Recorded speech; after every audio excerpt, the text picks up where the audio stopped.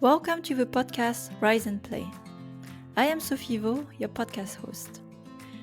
I bring together leaders, entrepreneurs, fund makers, investors, and educators who are here to make a change in the industry. For a brighter and healthier future of the games we will make, and how we will make them. We're here to start a conversation because listening and asking the hard questions is sometimes enough to inspire change in us, to take the leap too. Let's begin. Today, I am super excited to have as my guest and friend Tatiana Kondratyeva to talk about her personal journey in gaming, which led her to found recently her own company and game studio. Tatiana comes from Moscow, Russia, where she started with her career in games more than 13 years ago. Games were always her biggest passion, and she made it all the way up from being in QA to her current role of CEO and co-founder at Playpack. She has moved to Germany 7 years ago to join Wooga as a product lead, where she got a chance to work on 2 amazing mobile puzzle games, including maybe Jelly Splash, that some of you may know. And prior to Wooga and Etermax, she's been working at Glu Mobile at the times where mobile free-to-play games were just on a rising trend. So hi Tatiana. Hi, Sophie. Super happy to have you. How are you today? Very good, very warm. Thank you very much for inviting me. I'm very, very much excited. Yeah, I share the feeling of melting down as well today in the lead. So I have also on my end a very burning questions. I wanted to start with is Playpack. Where is the name coming from? What's behind? Can you share the background? Yeah, absolutely. It's actually a very, very good one. And, it's very difficult to name a company these days. Hmm. For one, like everything is already taken. So, like, you have to find a name that somehow reflects what you want to do and also is available for registration and so on. So, what we're doing at Playpack, the goal of our company is to, of course, build games, but also to build social games. So we wanted something that sounds, playful enough, but also reflects a little bit that there is group activities that are available for our users. And then what we did was actually really cool. We sat down and together maybe we wrote about 200 names that like all three of us as like two co-founders, and Hmm. then we voted for I think a few weeks, removing the ones that we didn't like. So we'll just vote one name against the other, one name against the other. Hendrik, that's our CTO, he wrote like a very cool tool for that. And in the end, we were left with something like 5 names that everyone really liked. And this one was the one that fit the most, right? So now we're Playpack. Yeah. How does it feel now? You have settled on a name, so probably a few months already has happened. No regret. All good. Oh yeah, absolutely. So far so good. We have a logo. We have like a proper Hmm. company. So it feels like things are starting to move forward at a very very fast pace now. Yeah. It's very tricky to find a name. I know the feeling, and until you made a decision, you always ask yourself, what could it be? So I'm always curious of the process, of settling on the name, and interesting one as well that you did. So then maybe more on the background as well of your company. I wanted to also understand how you started Playpack. I remember also end of last year we talked a bit about it, and I think a lot happened in between. So can you walk us through like what it was, and also the thought process for you? What made you really take the leap to start your own company? Yeah, absolutely. I think at some point I was asked whether I always wanted to be CEO, and that was my dream from the beginning to have my own company. And what I said to that is that I wanted to make games. That's what I Hmm. really wanted for a very long time, and that's what I've been luckily doing. I'm super grateful for this opportunity. But the more you work, the more you go up in your career and progress and see how things are organized, the more understanding I had that I could do things differently, right? And the more also value I saw in the sense of ownership. I think that's what is pushing me a lot personally, to have this feeling that hey, there's something that really is built by my own hands, and that I have a lot of impact on. And of course, I'm super lucky also that I'm not alone with this, but I'm together with people I trust. And as for why now, I think it's just the right moment in my life that I am confident enough that I have enough knowledge to Mhm. to do things well. I am professionally in this part of my career where I gathered experience, connections, and also just an understanding of what I would like to do. And of course, I was super lucky, as I said, that there are people who I trust who were also looking to start something and join me on this path, right? And I think really these three factors coming together led to this decision. So yeah, the spring we basically settled and started the company. Mhm. And through this process, because also I know you as a friend, like this discussion we have had, and there's the talk about it and the action of doing it. Maybe to share with the audience here, what also were the fears, maybe, or things that were holding you back, over the past years that didn't make you start earlier. Of course, I think the biggest fear is that things go sideways, right? And Hmm. it's very challenging to build games. It's very challenging to build mobile games, and I think there is really this moment when you realize, hey, I'm confident enough in my own skills that I could do that. And I think really that was a big thing for me. I wanted to learn all the aspects of all the challenges that one can have on the way. So when I started, I could do it good, right? Because then I think the most important part of building company is, of course, the team that this company is, right? You're not alone. I'm not a one person in the studio. We're all together in this, and I think what I really wanted is to make things right for people who work with us and know how to do it. Hmm. Yeah, and worth mentioning here as well about your co-founders. If you could tell us more about them, because indeed Sure. you also started with other people, and how did it go? Who are there? What's your shared background? Yeah, it's actually a cool story. The co-founders I work with, that's Raphael and Hendrik. And Hmm. with Hendrik, he is our CTO. I know him for many years because he was the engineering lead in one of the teams that I worked with at Wooga on Bubble Island 2 specifically. And then, as both left the company, we still stayed in touch and we went to many conferences together, all in crazy places. And at some point, we jokingly talked about starting something. But as we kind of matured in our careers, at some point we sat down and had this discussion. And really, we're in the same place. We're both free in our in that given point of life that we really really wanted to do it, and also what we wanted to do was similar. And Hmm. I think it's the most important thing that if you start a company with Hmm. someone, you have to have this background of trust and very similar interest and alignment on what it is you want to do, because Hmm. otherwise everything can get sidetracked. And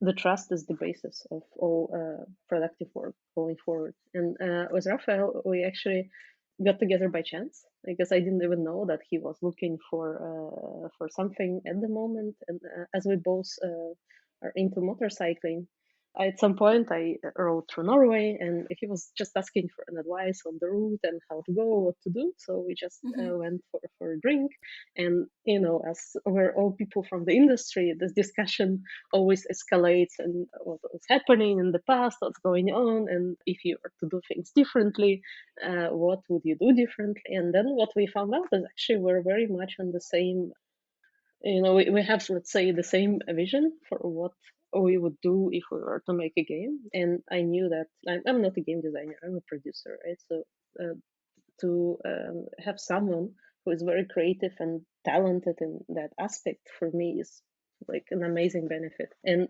as he also at some point worked at Wuga, we worked in the same studio back then. I knew that culturally are also a good fit, right? So that for me was really cool. That from the beginning there could be these two people who I know who share my values and Hmm. who I could also really say, hey, we want to do the same thing. and they both actually wanted to do it. So that's super cool for me. Mhm. Yeah, I have a few follow-up questions then regarding first the mission and the values. But let's start here with the mission, as you mentioned. So, what is the mission of Playpack? Like, what are you on? Which journey are you, and how did you crystallize it, verbalize it? Why is it like one that you specifically took? Yeah, we actually spend quite a lot of time on this and also on aligning, how do we see the company developing in the next few years? That's something I learned by reading books and talking to other CEOs, that it's easy to perceive that we all want the same things, but it's actually not necessarily true, right? That you perceive things in the same way. Hmm. So we did spend quite some time writing down our values for the company and aligning on the goals for the products that we want to have, right? And when it comes to gaming, we all think that there is this audience which is somewhat underserved, and this is the casual audience, and it is underserved in the sense Hmm. of social experiences, right? There are many great games for the Hmm. casual audience, many great, I don't know, let's say match-3 games, but if you remember back then, when Facebook games were popular, right? When Facebook was big, you really played games with other people. You can connect and bond by playing Yeah. a game like Farmville, because it's very easy to interact, and it's not only UI. You actually see what's happening in the farm of another person, and you could perceive it that you have some impact on what they're doing. And nowadays, of course, games like, I don't know, Homescapes have social features, but it's very UI driven. And what we would like to try long term is to make people come back to our games like they would come back to social networks. Really, that there is some life for them in there. There are people that they're connected with. There are some common goals for the Mm. players, and I think it could be very, very, very, very exciting to Hmm. see if we can pull it off. We have, of course, to start somewhere. All right, we're now 3 people building games. I hope that next year we'll already have something to show in that direction. And do I understand correctly that you're creating something that doesn't exist yet? So there's not really a known reference, at least in the mobile market, then is even close to what you are building. I mean, we started with a core. There are some Hmm. references for that, and we should have that this summer in soft launch, so I could talk more about it then. But directly, I would say there is not yet any reference that I can say, hey, that's exactly what we want to do in the mobile space, at least. Yeah. Well, it's an iterative process, but I understand that you're starting and exploring and testing it out and discovering and iterating. Yeah, but think about it. There are so many people who during this pandemic discovered gaming for themselves, right? And you could really see Hmm. that people wanted to connect because it's lonely, right, to sit alone in your Yeah. apartment. And our life shifted to this digital perspective that we're not sitting in the same room, we're doing calls even with our friends through tools on the computer. And I think that's also true for gamers, that there are more people who are willing to explore. And I know games like Animal Crossing, for example, I think really bring some people together, because there's this really cool interactions that this game enables to for users to have. And many people who would not play that game before actually did play it, because that's how they connected, bonded, even if it was, I don't know, online or in the same Mm. apartment playing on the sofa, right? That's one way to build the social ties, right? And I think that's what we would really like to explore. Hmm. I'll be for sure following that in official conversation. And a little more then about the foundation of the company. There are many ways to do it. Like you could bootstrap, and build something, or start alone, and you're already free. And if it's like okay to share, you already like started with a bit of funding. So I wanted to understand more what was your thinking process as well here of this choice. Like I said, many other options, but like you specifically, why you went that path, made this decision. Yeah, that's also a very good question, and I think it's a tough choice for everyone, right? I don't think there is like a right way and or a wrong way to do it. Hmm. And we were discussing, of course, bootstrapping and just with the three of us building something and seeing how that performs. So we could have done just from our like basic skill set. And then though there is this problem of timeline, I think, and how fast can you scale? Because the games they are built by talented people, right? And if you can get more talented people in your team, I'm not saying like scaling to 100 people, but we, for example, are not artists, right? So we would need to outsource our art for now, and bringing an art lead or an art Mm-hmm. director to the company is a huge benefit, right? That's where I questioned whether or not it's good to bootstrap, because I believe that talent helped tremendously, and then your like, development timelines shrink because you are simply a bigger team that can do more things, right? But then, of course, bringing right talent is very difficult. It's incredibly challenging. You know it. You've done it, right? I've been there. It's there are a lot of people who have a Mm-hmm. lot of choice, let's say, right? Because there are so many great gaming companies now. So in order to speed up that and to provide them with better offers, right? Because paying salaries is important.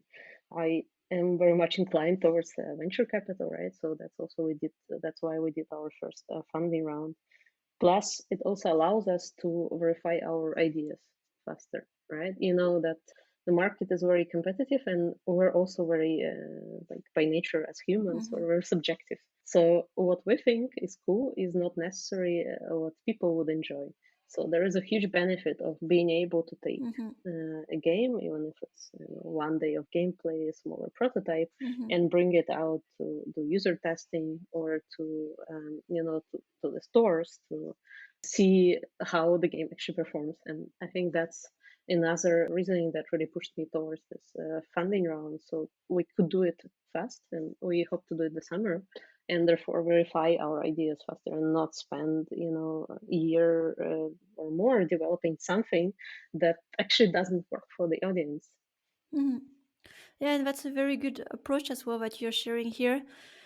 Because in the end, it comes back to why are you doing this, right? And I understand, like, for what the path you're going to is quite ambitious. You're trying to build also something that is unproven, you could be big, and you need to, I would say, be pragmatic about the timing. So it makes sense now that you explain as well the logic that was behind the decision. And like you said, it's not, there's no right or wrong path. It's like what is the best for you for what you want, you know? For people who decide to go on the path of bootstrapping, it's also a motivation of full ownership of a company for as long as you can be. So I think it goes also beyond, just focus on the product or market. So it's again depending really on why you building this company in the first place. Yeah. Yeah, absolutely. I mean, bootstrapping is a valid path. Also, you can get some numbers from there, and maybe Hmm. you have a product that is very promising, and then your initial rounds, if you go for funding later, could be better. Hmm. But I think it's an individual decision, right, based on the needs and what you want to do. Yeah. And so far, I'm happy with our path. But I would say that if people are trying to relate like, what's the best, I think it's really depending who they are, where they stand financially, logistically, and with their ideas for what they want to build. Hmm. And going then really further, like back into the origin of why you like games so much, can you tell us more? Why is it like your, we can say it's your vocation after 13 years if you haven't left the games? So really, what is it with games for you? Like, why? Where do you know where it's coming from? I have absolutely no idea where it's coming from, but it's always been there, right? Like when I was a kid, it was always books or TV shows or playing games. And I think out of all the entertainment, probably games allow you to have the most immersion, because you have like the environment around you, unlike in a book or in a movie, is dynamic, right? So you really can be inside of that world. And since I was a teenager, I spent all my pocket money on this. Back then it was magazines, and I was really interested in how games are made, but I never thought that it's possible to have a career in games, right? So my education has nothing to do with that. And I discovered that, actually it is possible to make games Mhm. by chance already when I graduated. I was super lucky that I did that because that was my passion. But I always, followed the industry, read the magazines. I had some freelance jobs as a teenager to write articles or to do some like shitty web designs. And when I joined the industry, I actually saw how this magic happens and that games are made by real human beings and that you can be one of them. And slowly, I could also see that there are different careers that one can take in the industry.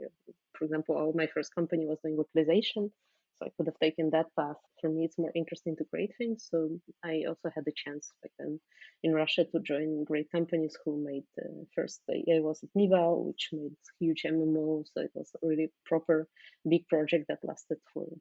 I think that game lasted like 5 years in development, which is a lot. Mhm. And then later on the mobile industry just came to be in the shape that we know it now, or it was free to play now. I also was super lucky that I got to see that and how pretty much how free to play developed to what it is now. I do not want to leave, right? It's very challenging. I know that some people say making games is really tough and it's easy to burn out because we get emotionally attached, I think, to what we create. But for me, it works and I'm very happy and I hope I continue that way. I truly believe that as long as people like entertainment, then games will exist, right? It's just another medium of entertainment, like there are movies or listening to music. Yeah. Exactly. And now it's more entwined, right? You can see that Netflix is already Mm, buying licenses for something like Dota, which is essentially but like pure gaming. And I think the more, the more time would pass, the more these industries would be kind of going along together. yeah. Or when you see concert of a super big artist in a game, this is a different world. Yeah, that's true. I'm looking forward to seeing more of that. But yeah, it's exciting. Games have has been evolving very fast, and more to come. We see in a decade. And back to then the values, because you mentioned about them as well. So I was curious, like, how much clarity do you have on your own personal values, like ways of working or being with others? Because you talked about like how you connected with the co-founders, and also what then became the values of your company. Yeah, as I said, that's one thing that was very important for us from the beginning. And I Hmm. could see that not talking about values and what you want to be can lead to mistakes, right? When I was at Etermax, for example, my previous workplace, I did not really pay too much attention to that, and only later on as the team we have developed them. But maybe we could have been faster and more aligned if we actually put more effort to that from the scratch. But I honestly take it on myself because I had no idea back then how important it is. And I think, of course, we all have our personal values. And in a way, if you're a founder, your personal values would be aligned with the values of your company because otherwise you're not who you are. And that's the worst thing that can happen, right?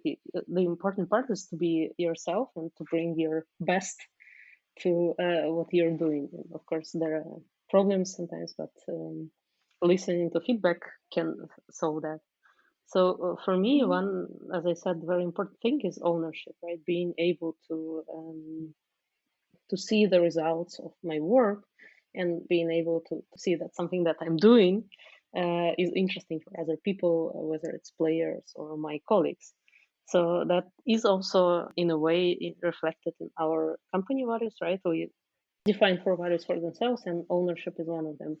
And the way we did it, we actually did it in the classic brainstorm manner of I don't know of a games company where we try to define what values would we have, and we are super aligned with those, right? And then we sat down and had a conversation of what does ownership actually mean when you have a studio and you have a game and you have to run the company.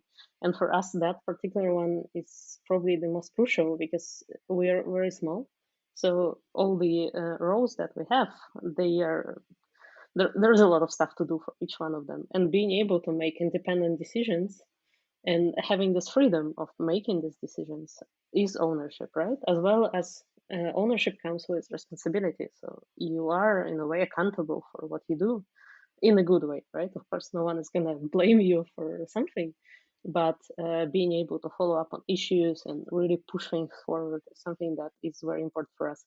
So For example, if Rafa was working on design specification for something, I know for sure that I don't have to look there like in any way, because he's gonna do it. He's gonna ask for feedback, and he's gonna push it forward. And I Mm-hmm. would love to see that in everyone who joins us, right? That they really take responsibility, and they really own the things that they're working on. And they constantly push for this perfection, making things better, and do not hesitate to say, "Hey, that's what I want to do." And yeah, another thing, of course, is, at least for me, it is transparency. I think it's important to understand clearly where one stands. And that also is true for the company. You cannot be efficient if you're blind, right? There is always things that define the performance of a game or of a company, numbers, financial reports, and also just being transparent of everything that happens on the daily basis.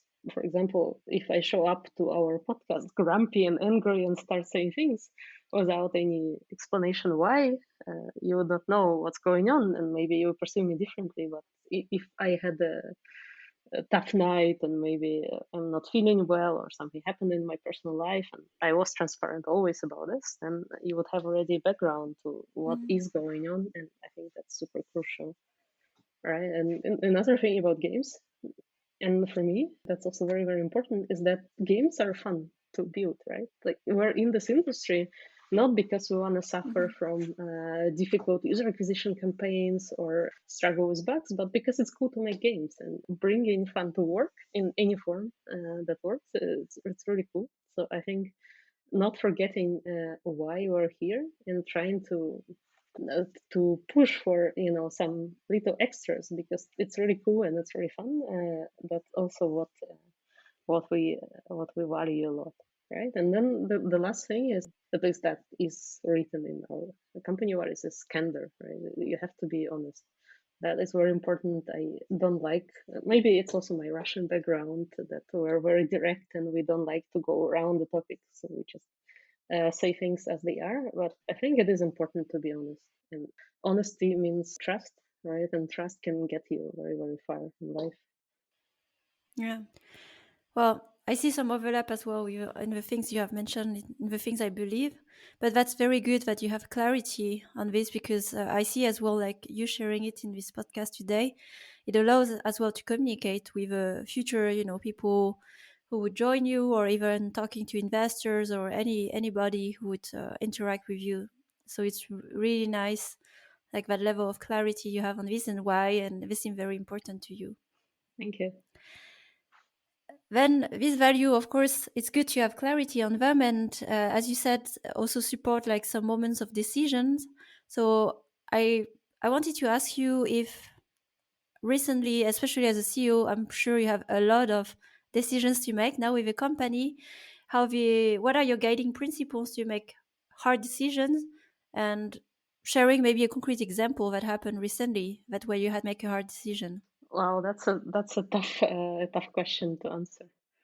Uh, I'm a very rational person. That's, I think, I'm very calm, and I like to think things through.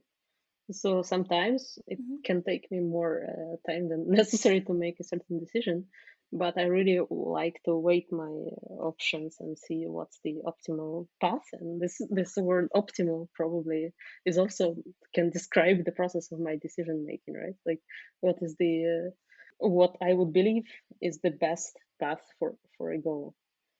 And it is tricky to say how would I make a decision about something, but I think personally I'm a little bit of an achiever.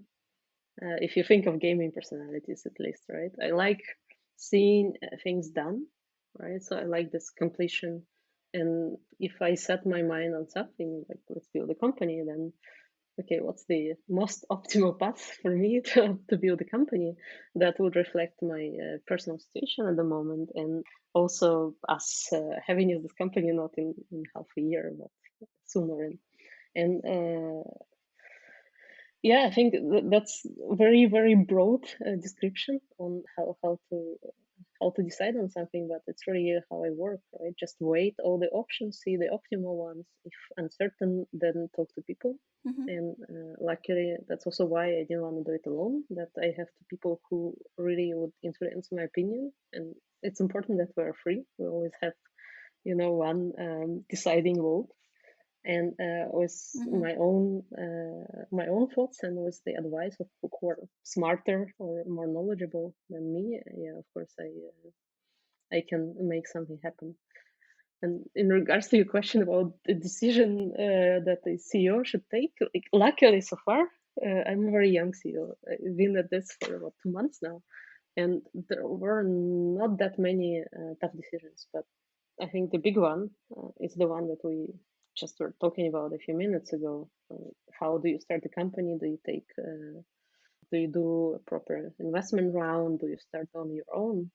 And I think that's my thought process there is, what would I want to achieve in, let's say, a year from now? Would I want to have a game live with a bigger team, or would I want to still be like experimenting and trying things out on our own? And it was clear for me that speed is important in game development, so I chose that path.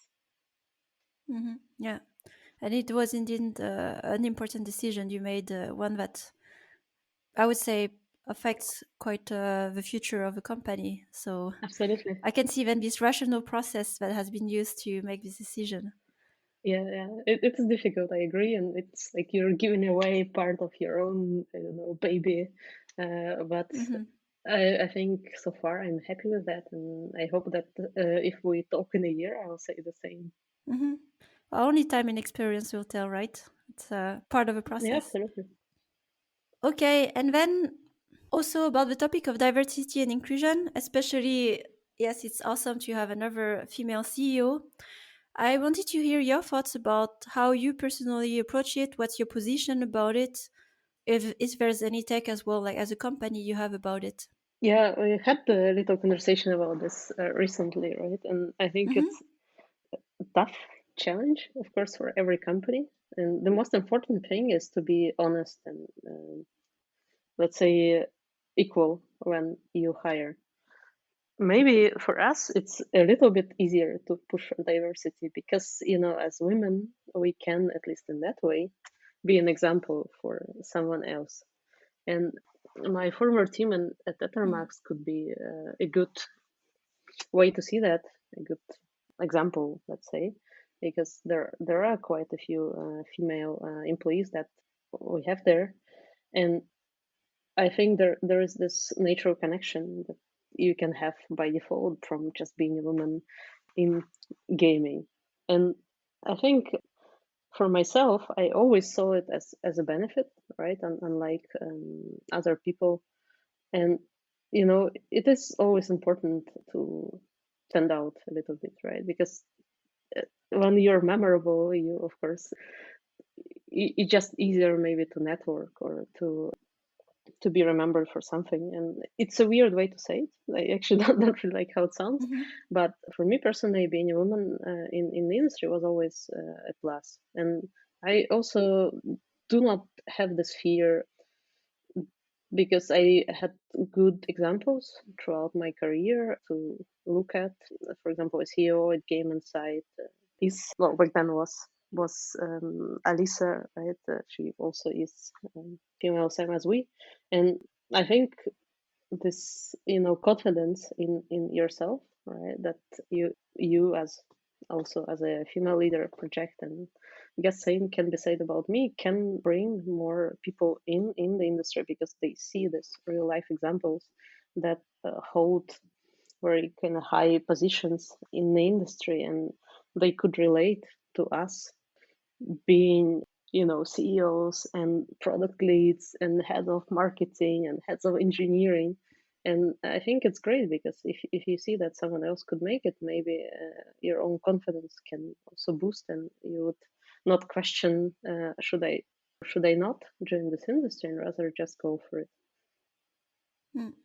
And also, I think an anecdote we can talk about was how you raise funds, right? Because I have heard, of course, different experiences, and they are true. Where for female founders, it could be really difficult to raise funds, for your company. And I think also there's a mix probably of background and experience, because if they're young female founders, they haven't had a lot of experience. It's even harder. But here, in your case, if you could share more, how has been your experience raising funds? Yeah, absolutely. I would not say that, at least I never thought of it this way, that there is a difference if you're a female founder or if you're a male founder or if you identify differently. I think what matters is the team, the track record, and what you do actually, connects with people who would want to be your potential investors. And as you know, my experience in the industry is quite extensive, and also my co-founders are really great people that I'm very happy to be with. We make a very strong team, right? So we make a very strong case for someone who is investing in gaming. So that's one thing. But I would also say it is a little Mm. bit of a plus. Being a female founder now, because apart from traditional funds, if I wanted to, I could go to people who support specifically women in tech, right, and maybe get some extra round out of that. I do not need to do it because I'm very happy with our current situation, but I would recommend everyone to think of it this way, right? That what is important is that you're building something that matters with people who you really trust, and therefore you make a great team. And then if you can explain and show clearly and thoughtfully that your idea is worth it, that you know what you're doing, then this whole process, of course, makes it's much easier.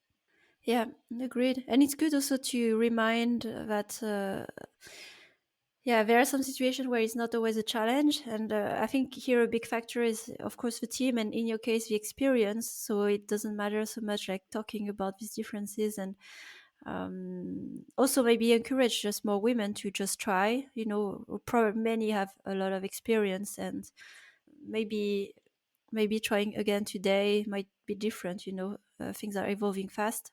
So you're an example where it was not really a problem to raise funds quickly. I know, because we started to talk about it, and then second time we talked about it, it already happened.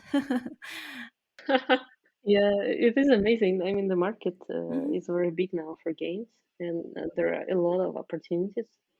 But of course, it's very important that there is clarity on why you're raising and on your team setup, goals, timelines, and the end product. And if anything, also say we're making casual games, right? And most of our audience is likely it's likely going to be women, and it helps me, right? It Mhm. helps me to have somewhat of a better judgment from time to time on what the audience might like, just because I'm part of this audience Yeah. and I do enjoy casual games, right? So in a way, it's great that we're so I'm building games for people like myself. Though I'm not exactly, of course, the player, like a typical player. As I said before, it's very important to verify that what you're building actually works for the audience. But at least I can see that that really helps me sometimes in my decision making. Mm. At least to be a voice, to be represented in the design discussions, that doesn't go too much on one end. Uh, Yeah. like, yeah, design or art choice sometimes, yeah. And in your position as the CEO, so I was curious, like, how you organize yourself and with like the other co-founders. What's your daily or weekly routine look like? What are you focusing on at the moment? Yeah, we are before we were focusing on building the company, and it's a lot of legal questions. But now, what we want is to have our first game shipped as soon as possible, and we really are lucky because our roles don't overlap so much. And Hendrik, as a CTO, of course, covers everything that is writing code, looking for engineers to join us. I mean, interviewing them in this case, and defining, the tech stack, the vision, the architecture, and just coding features that a game needs to run. Raphael is a creative lead, right? So for him, what a game would look like is probably the primary question, but he also really helps me sometimes with the vision of for the company, and just connecting to people. And what I try to do is also help them, right, build a product. But also, I think my primary responsibility as a CEO would be that the team is happy and everything runs smoothly, so they don't have to think about any bureaucratic processes or getting the right hardware, right software Mhm. at the right time, and that they always have access to information that they need. For example, where do we stand financially? What are the plans for the future, and so on and so forth. So we really kind of split our roles in these respective branches, and that helps tremendously because that gives us a lot of speed, right? And I was talking about ownership before, and I think that kind of is how this value is reflected in our current setup. And it's also really cool to be just three people. It's a lot of fun. It's super smooth. The communication is really easy. There are, we use Discord for just jumping in a Mhm. meeting on the short term notice, and super flexible on time. And we hope to keep that, right, that we are very very much independent as individuals, but also as a unit that then comes together and pushes us forward. Yeah. It's very special times when you're as few people. I remember the early phase and but Yeah. but beware, it can grow fast as well if things go well, Well, I would be very happy to, Yeah, that's the phase as well we are in, so it's fun. It's new page each time. But yeah. And overall more than not just as a CEO, but we talked also about the games. Working on games is tough, and I'm pretty sure as well you've been through quite difficult situation, stress, or even burnout. And what are your things you do to just cope with it, overcome it, and move forward? Yeah, I think there are really two things in my life that help me to cope with stress. As you know, I'm a cyclist. I cycle, Hmm. the cycle touring, and that for me is my own way to meditate. Just like spinning pedals and watching the ground pass by. I found it very relaxing, and one thing that really works for me. And as you know, sports also do help with stress and mental health, and just chemically, right? And the other thing is that I'm super lucky to have great people around me, and this network of friends who, in difficult times, really, really help, and also who just are great to talk to every day. And learning new things is something I like. And from these great people around, I get a lot of support, a lot of new things to do together, a lot of just good times. So whether it's going to a barbecue, flying somewhere, or playing some, I don't know, PlayStation game on the sofa, that's always really great. Yeah. And you mentioned like two things here, like sport definitely helps you, balance a bit with these things that happen at work. And yeah, social connections, like moving away the brain out of the work and just enjoying a bit of some social time. But it's good, you know, where you go to when it starts to hit a bit hard because it's part of a game working in game development. Absolutely. But especially now that we're all remote and we're constantly in front of the computer, I think being able to go outside, whether for exercising or for meeting people in real life, I see so much more value now than maybe if we talked 2 years ago. Just say it's normal, and now no, no, no. That's really really important. Agreed. Okay, then we reach also the end of the discussion today. And to wrap up the discussion, I always have these three questions for all my guests. So, my first one is, what are the next big steps for your studio personally? And anything we or I can do to help? Sure, as I said, we are super brand new, born, shiny, exciting studio, and we work really hard, to be honest, to have our game live, soft launch this summer. And we're looking for one more team member. That was a crazy step recently for us. We hired the first person. They're gonna join us in July, but there is Hmm. one. person that we're still looking for. If you want, you can go to pack.games and look up the job description. It's one engineer. And once we have that covered and like set up and ready to go, and I hope at the rocket speed. Yeah, so that's one thing that I, of course, tell everyone, how it is in the industry, spread the news. Hey, looking for one team member, and I hope we're cool people to work with. Certainly with a lot of experience in the industry. Yeah. And that's the point also of a podcast, so people get to know you a little better and not just, the public face on the LinkedIn or the website. And second question, who inspired you for your journey to be in gaming or just personally? Yeah, there are many great people in the industry who I would say can be good role models, right? For example, Jens, the former CEO of Wooga, he I think did a fantastic job Mhm. building a company, and that's how I know a lot of people, and that's how we also met. And I'm amazed like how much this Google culture still Mhm. persists in at least inside of me. But I would not say that I have really a role model in the industry. But there is one thing that I would say that for myself, the role model would be a lady, that's an Irish lady, called Derla Murphy. And she did and wrote a book about what I think is unbelievable. And after reading this book, Mhm. I think I saw that a woman, a person can achieve a lot of things in their life just by hard will. And the book is called Full Tilt. And she's a cyclist. She's a journalist. She's a cyclist. And what she did is that, I think, 1963, she cycled from her house in Ireland to Nepal Mhm. alone on a single. Well, we now call it a single speed bike, but back then it was just a bike, right? So imagine Oh, wow. so many years ago, without any communication, it was just two bags in the back of her bike, alone through the winter in Turkey, through Persia back then, right, through Afghanistan to Nepal. Crazy.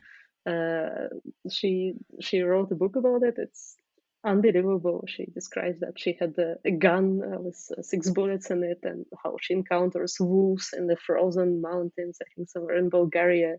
How she cuts her hair in Afghanistan or Persia, so people are not surprised that a woman is cycling, and they think that that's more ambiguous. And she, if you just read her biography, you would see that she lives a very nice and happy life. And this, for me, that's, if I was to say, hey, that's a role model, I would say that she's mine. She sounds super impressive. I will check it out because sounds. Yeah, absolutely, you should. It's a great book. She's very funny, but behind this humor, I guess one can see real challenges that she had to overcome.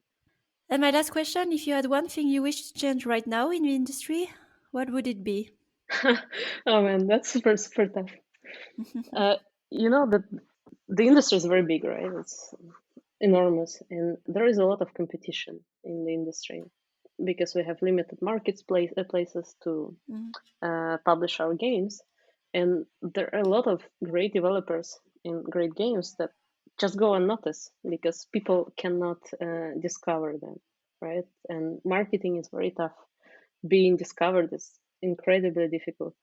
So if I could change something, right? If I had a magic wand that I could do anything, I would change the way that people discover games. So just having if developers had more options, right, or more possibilities to reach to their target audience, I think that would be a tremendous impact on the industry. Because otherwise, it's just getting more and more difficult. Thousands of apps get published every day on mobile platforms, and you know how tough it is to stand out from this crowd. And even for big companies with money and experience behind their backs, it's very difficult. It's a big challenge that often kills products that people enjoy. And for smaller studios, that's even a bigger challenge. So if I could change something, I think that would be one thing that I would be very happy to see different. I have no idea how, but it would be great just to have more possibilities for users, for players, for people who would enjoy what we make to actually see it and enjoy it. Yeah, it's one of the biggest challenge of the game industry being seen. I think many games are great, but we probably don't even know about, and that's really tough when you get started. Absolutely. Well, thank you, Tatiana. That's the end for today, and thanks for being on the podcast. I wish you good luck for the studio and your hire, and looking forward to seeing what you launch in the summer. Yeah, thank you so much for inviting me, and it was really a pleasure to talk to you. Thank you. Bye Bye. bye. Thanks for listening to this new episode of Raise and Play podcast. If you enjoyed the content and want to support what we're doing, rate and review the podcast, spread the word about it. If you'd like to contribute to the change too, reach out to me on LinkedIn for a collaboration. You'll find all the rest of the content on riseandplay.io, including my free masterclass on conscious leadership. Until the next time.